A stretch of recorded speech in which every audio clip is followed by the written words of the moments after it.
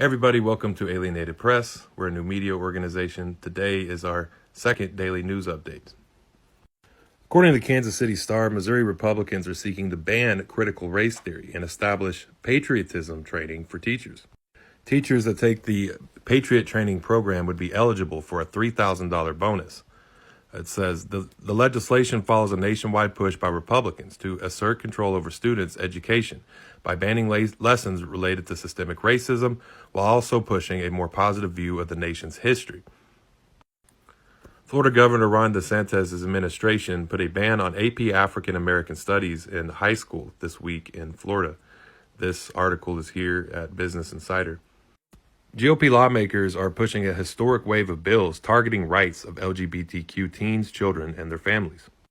Nationwide, GOP lawmakers have filed nearly 200 state bills this year that seek to erode protections for transgender and gay youth or restrict discussion of LGBTQ topics in public schools. According to Freedom for All Americans, at least 166 measures to restrict LGBTQ rights are still pending in state legislatures across the nation, nearly quadruple the number of similar bills introduced just 3 years ago. This is in the Washington Post. Insider says that AT&T, Walmart, Citi, and other mega corporations bankrolled a wave of state abortion bans. Using followthemoney.org, Insider says Walmart, Exxon, and Citigroup each gave about $300,000 to politicians backing abortion bans.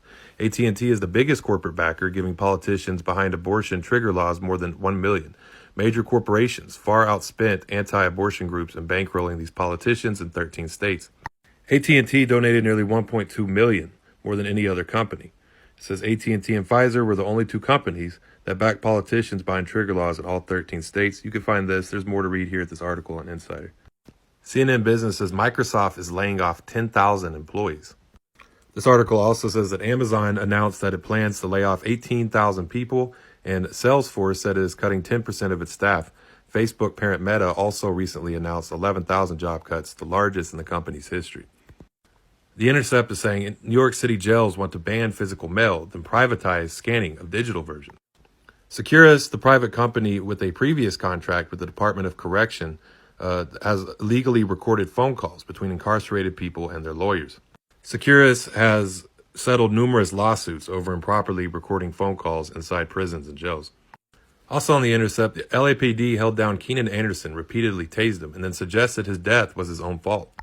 The LAPD went beyond the coroner's investigation and did their own investigation, conducting drug tests, and announced the results. This victim is the third man of color killed by the department in the few short weeks of 2023 alone. If this was helpful, please follow Alienated.